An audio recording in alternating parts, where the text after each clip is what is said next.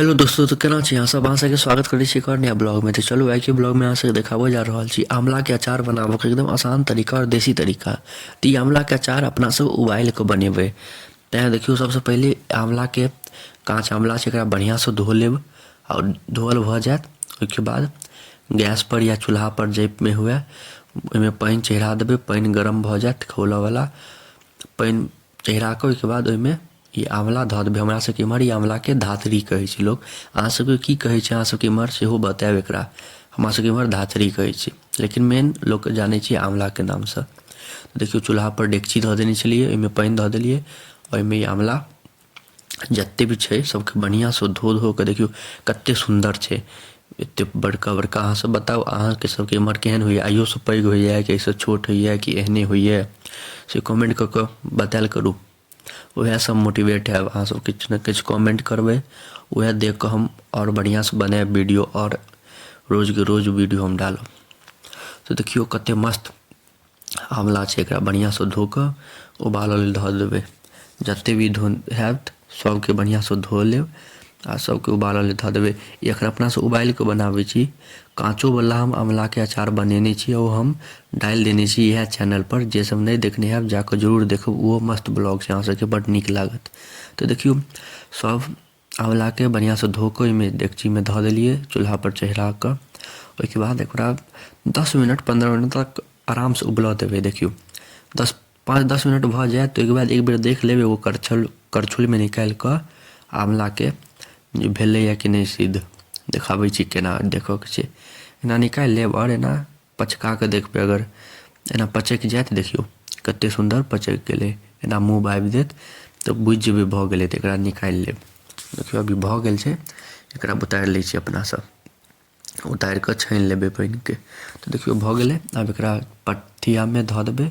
पानि अपने छना जेतै नीचा में बाल्टीन में, एहिमे से पानि गड़ा जेतै। आब एकरा आइ भरि दिन रौदा में भरि दिन सूखऽ देबै।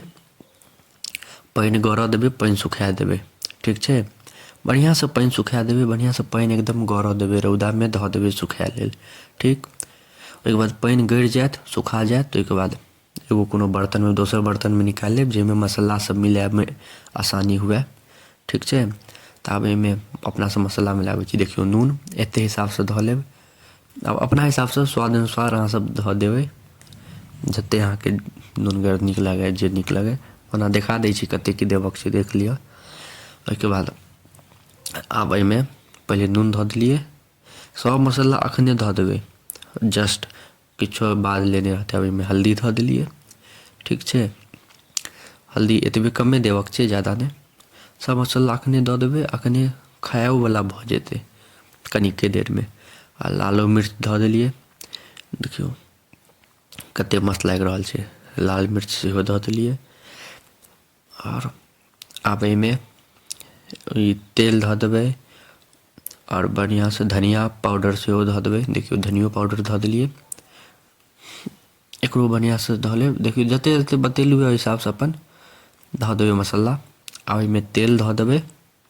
देखियो तेल करू तेल, सरिसों के तेल, अपन खेत के तेल छै ई। तेल देलाके बाद एकदम बढ़िया से मिला लेब।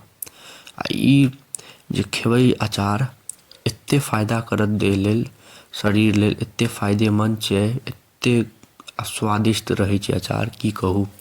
लेकिन एकरा लंबा समय तक टिकाबो के तऽ एकरा रौदा में सुखाबहे पड़त। बिना रौदा में सुखेले अगर कियो कहि दे जे बिना रौदा में सुखेने ही अचार लंबा समय तक टिकत, ओ गलत ये।